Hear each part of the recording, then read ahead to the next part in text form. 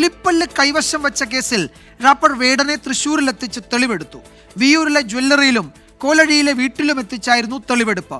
പുലിപ്പല്ലാണ് എന്നറിയാതെയാണ് locket ഉണ്ടാക്കി നൽകിയത് എന്ന് കടയുടമ സന്തോഷ് കുമാർ പറഞ്ഞു.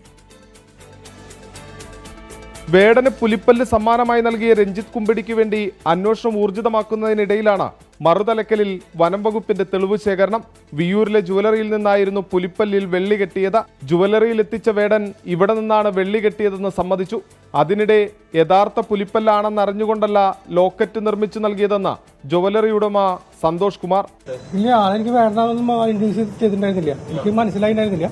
പിന്നീടാണ് ആളെ ട്രെൻഡിങ് ആയപ്പോഴാണ് നമുക്ക് ആളാണെന്ന് മനസ്സിലായത്. നമുക്കത് മനസ്സിലായിട്ടുണ്ടായിരുന്നില്ല, നമുക്ക് കല്ല് കെട്ടാൻ കൊണ്ടുവന്നിട്ടുണ്ടായിരുന്നു. സന്തോഷിനെ വനം വകുപ്പ് സാക്ഷിയാക്കിയേക്കുമെന്നാണ് വിവരം. അതിനിടെ കോലഴിയിലെ വീട്ടിലെത്തിച്ചും തെളിവെടുത്തു.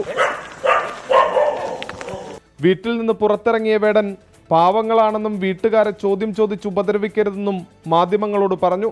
വേടന്റെ ജാമ്യാപേക്ഷ വെള്ളിയാഴ്ച പരിഗണിക്കാനിരിക്കെ അതുവരെ ജയിലിൽ കഴിയേണ്ടി വരും. 24 തൃശൂർ.